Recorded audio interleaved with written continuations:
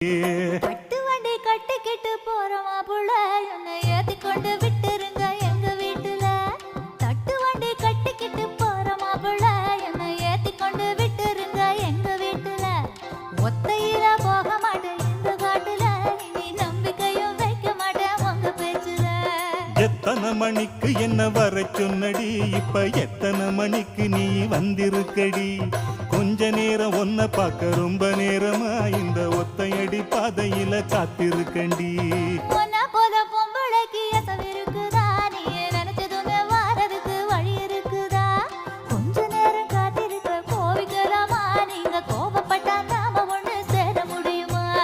தன்னானே